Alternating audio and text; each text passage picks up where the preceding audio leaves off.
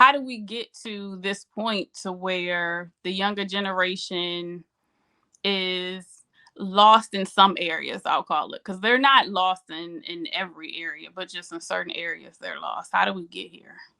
Okay, all right.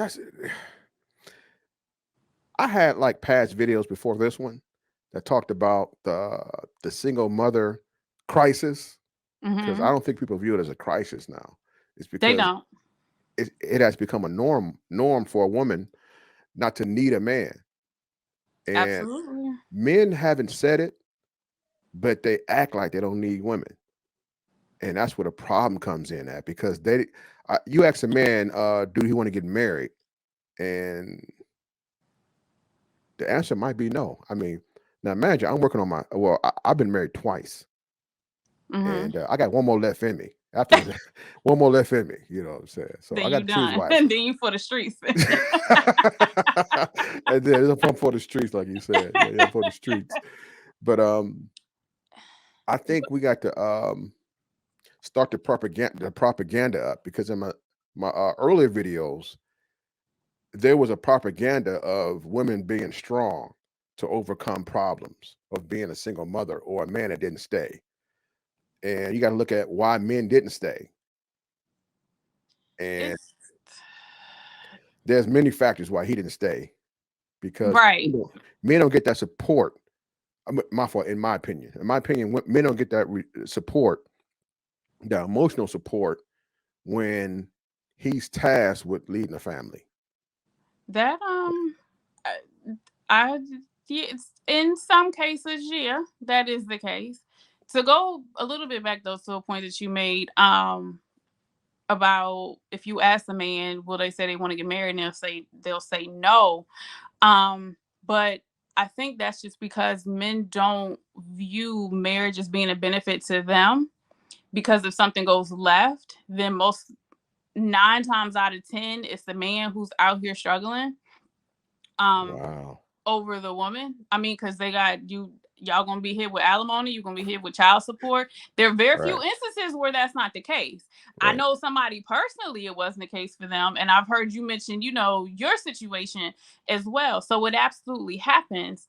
But I think that men still feel like they need women, and men still want a woman, but Yeah. it's just that marriage piece because unfortunately, I mean, you have to plan for the worst. Is we have insurance, but we're not planning to get in an accident, so you want to be protected on the back end. Wow. Um, so yeah, so I prenups are fine with me. I have no issue with it. So Damn. I'll just go ahead and Are you say reading my mind right now? that. I knew where you were going. I Wow. think prenups are fine. Why not protect what you had when you came in? And I also feel like, I mean, this we kind of, going off topic slightly, but whatever we built together while we were, at that point, 50-50. I don't need alimony. We don't have to do child support. I really, for me, Right. the government don't need to be in my business no more than they already are. I agree. I So a agree. lot of these things that I'm gonna just go this support and the child support, and it, man, y'all come up with how it's gonna work and just work it. You don't need no third party telling you this, that, and the third. But anyway, we can talk about that on another show. Oh yeah, yeah. But you know what? That's deep because prenups. I think more men would get married if they wasn't scared to ask for a prenup. Even though some men don't have much. But just to get, like, let's say for instance you came in with a house, male or female. I mean, you'll feel safer if you say, hey, if this don't work, you know, we all leave what we came with, you know. Absolutely. And let's put it out there because I've seen a lot of conversations online, and I've actually seen people who I kind of know of say this to where, well, you have your place and I have my place, so we just gonna stay in our separate places, and then we'll just visit each other. And Why? be married? Why are we exactly? Oh shit. Yeah, yeah. Oh wow. Or sleeping in separate bedrooms. But why are we doing this? But I to your point, men probably would feel safer. And if two people, let's just say, you're dating somebody, they have a house and you have a house. Hmm. it can work a couple of ways. We move into the other person's house, but instead of selling that other property, we rent it out. Or we rent our separate properties, then we buy something together. But again, when we hit that prenup, the prenup is going to say, that Yeah. house was yours, this house was mine. Right. Whatever your accounts look like, beforehand, my accounts, we leave with that.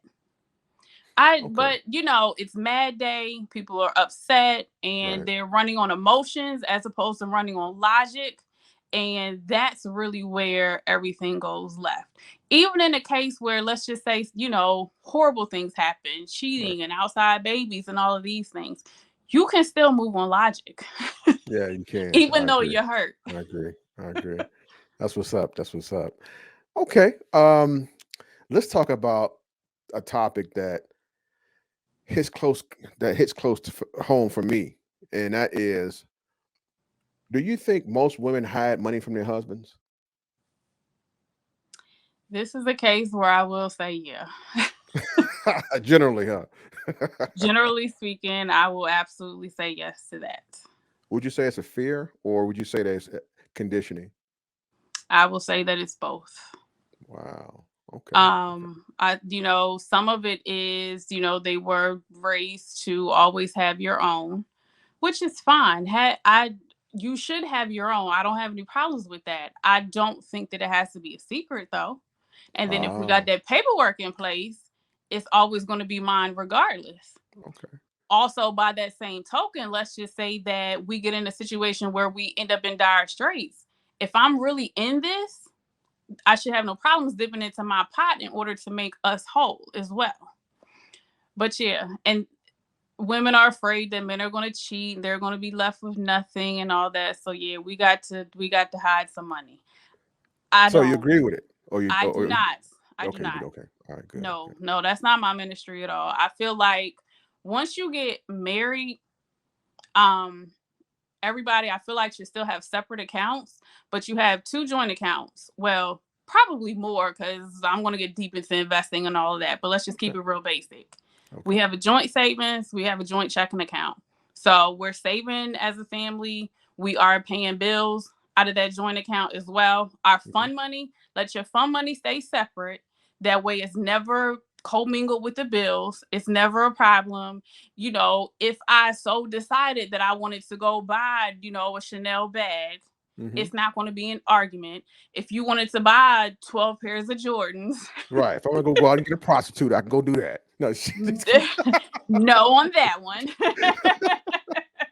I I'm got just you. kidding. Just kidding. But Just kidding. yeah, separate money, whatever, because we know, guess what? The house is fine, so we're going to be good. But I'm not here for hiding money. And I didn't grow up like that as far as I knew. Now, my parents divorced when I was really young.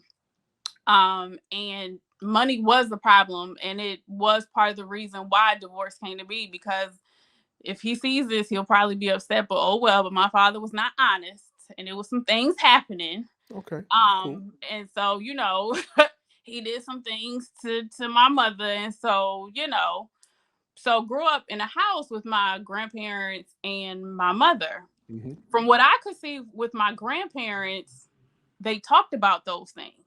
Okay. All right. Um, Right. yeah, they like, and I mean, they were married for forever and they were always talking. Like, it was never a time when they didn't speak until they were separated, nursing home and all of that, but Hmm. always talked. And there was always money in the house for what needed to be done. Something that happened, my grandmother, she'd go flip up a rug and she'll get some money. And it's not as if I'm sure my grandfather knew it was in the house, but maybe he didn't. I don't know. But at the same time, if he ever flipped up the rug, he would have saw it. If Right. he had flipped up the doily, he would have saw the money. So, I don't feel like I grew up like that. And I'm sure that's what, goes into how I feel about these things. Um, in my relationships, I've never kept my money a secret, like trying to say, well, this is what I have. Now, I mean, I didn't necessarily volunteer up all information either. Mhm. But if I was asked, this is what it is. I Man, see there? That's why I chose Jay for this subject. Right, it's brutally I honest. So certain conversations you just really can't have with me because I don't feel like the majority feels. But for me, certain things don't have to be difficult. But we really make things difficult because of fear, because of conditioning, because of watching what everybody went through. And that's in the past. Even what you went through was in the past. it's true. Like I believe some women pass their well, men too, pass their fears along to different people, and they make them their fears. Yeah, Absolutely. Absolutely. All the yeah. time because it's like you think about this conversation here that people have all the time. Well, the divorce rate is 50%. And other people will say that having conversations with someone else as Yeah. to, why maybe they don't want to get married or they are nervous about getting married. They'll start spouting statistics um, and really not even doing any research. And the fact of the matter is, if two people just show up Hmm. as who they are, leave their representatives at the door, and just say, look, I'm gonna be me, you gonna be you. We're gonna compromise as we need to, we'll do the sacrifices, whatever. But you have to show up as you, and you have to be accepting of that person. That's what's Things up. things can be okay, but we don't want to do that.